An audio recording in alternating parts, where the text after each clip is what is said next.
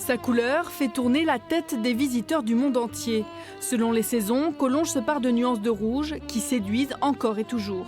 Chaque année, près de 700 000 personnes arpentent ces rues pittoresques, subjuguées, charmées. C'est magnifique. C'est génial, ouais, c'est trop beau. C'est préservé à l'identique. C'est très joli. C'est vraiment un détour qu'il ne faut pas hésiter à faire. Enfant du pays, François Sérac est l'un des 40 habitants du bourg historique. Bien souvent, ses pas le conduisent dans la rue Noire, une rue médiévale, un peu à l'écart de l'agitation touristique, sa rue préférée. Elle est en zigzag, comme ça les brigands ou les bandits ne pouvaient pas arriver trop vite. Quand elle rentre dans Collonges, elle tourne à angle droit, donc elle ne rentre pas directement dans le village. Et puis elle est pleine de recoins où les gens pouvaient se cacher tout ça, et surprendre les bandits au moment où ils arrivaient.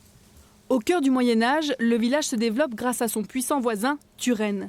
En 844, Collonges est rattachée à la vicomté de Turenne, une entité libre et indépendante.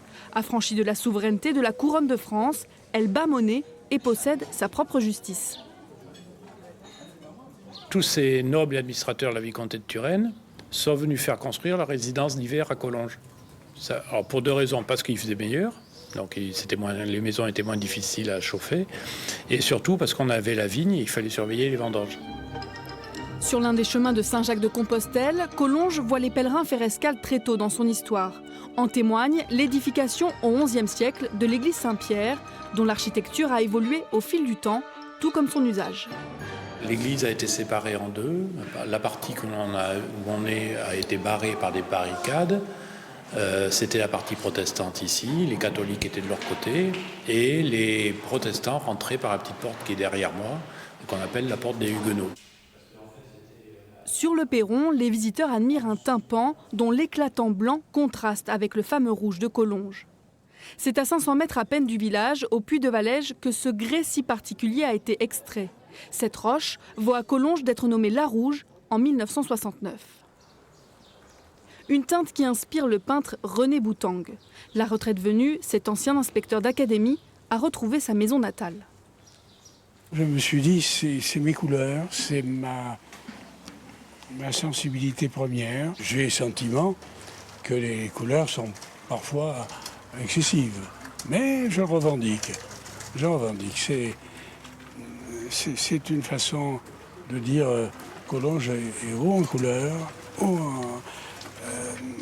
en émotion, et ça vaut le coup d'en rajouter un peu. Et si le village en vaut le coup, c'est notamment grâce à ses tourelles et autres échauguettes dont il se pare au XVIe, le grand siècle de Collonges. Les officiers de la vicomté se font alors construire de sublimes manoirs appelés des castels. Alors là, c'est la salle à manger Louis XV, avec son imposante cheminée. Ce château date de 1499, suite aux documents qu'on a pu trouver dans les combles et expertisés. Et il appartenait à Gédéon de Vassignac, qui était gouverneur de la vicomté de Turenne.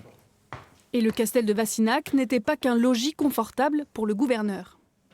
C'est un escalier de défense, donc il tourne à gauche. Gédéon de Vassignac, donc le gouverneur de la vicomté de Turenne, avait fait ce château pour se défendre. Bon, jamais il a été attaqué, bien sûr, mais c'est la première mission. Comme on voit à l'extérieur, les trous à mousquet, il y en a 32 sur l'ensemble du château, donc il avait pour mission de se défendre.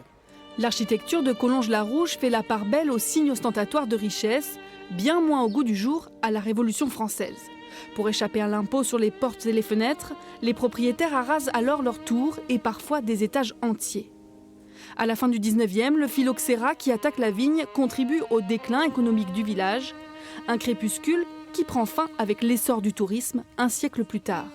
Et depuis 50 ans, cet écrin de charme n'en finit plus d'envoûter ceux qui viennent à la rencontre de Collonges-la-Rouge et de son histoire.